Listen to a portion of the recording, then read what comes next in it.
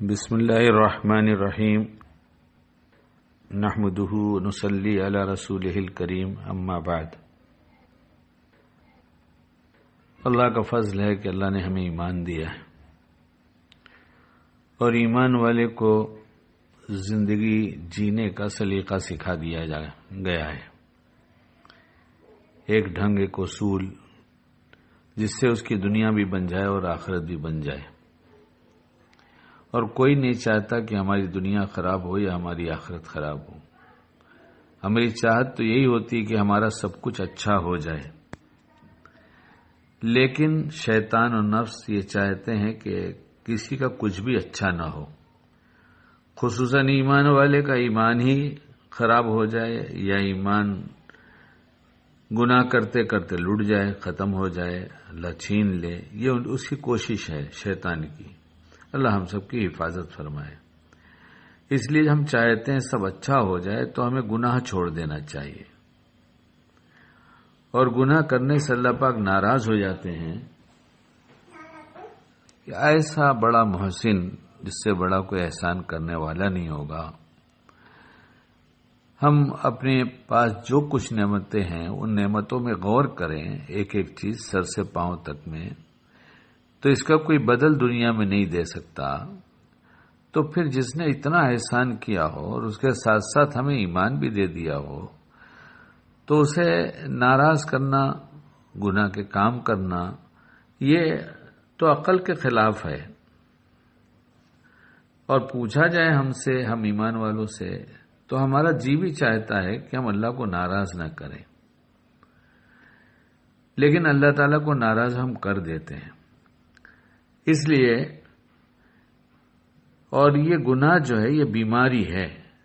حضرت انس بن مالک رضی اللہ عنہ سے روایت ہے کہ رسول اللہ صلی اللہ علیہ وسلم نے فرمایا کہ میں تم کو تمہاری بیماری اور دوا نہ بتلا دوں؟ سن لو کہ تمہاری بیماری گناہ ہے اور تمہاری دوا استغفار ہے۔ حضرت انس رضی اللہ عنہ سے روایت ہے کہ رسول اللہ صلی اللہ علیہ وسلم نے فرمایا کہ دلوں میں ایک قسم کا زنگ لگ جاتا ہے، یعنی گناہوں سے، اور اس کی صفائی استغفار ہے۔ تو ہم سے غلطی ہو گئی،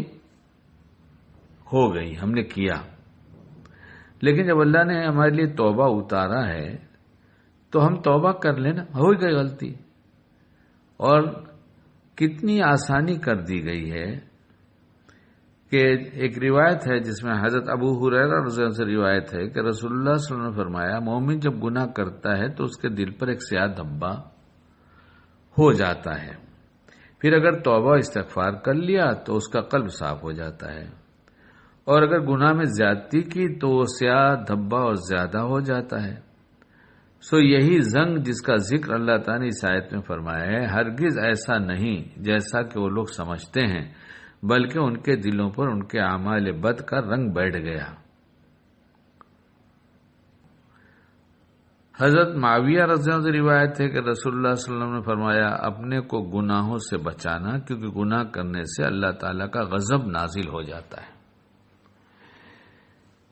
تو یہ تو آسان ہے، گناہ یہ نہیں فرمایا گناہ نہیں کیا، بلکہ مومن جب گناہ کرتا ہے تو اس کے دل پر ایک سیاہ دھبا ہو جاتا ہے، اور اگر توبہ استغفار کر لیا تو اس کا قلب صاف ہو جاتا ہے۔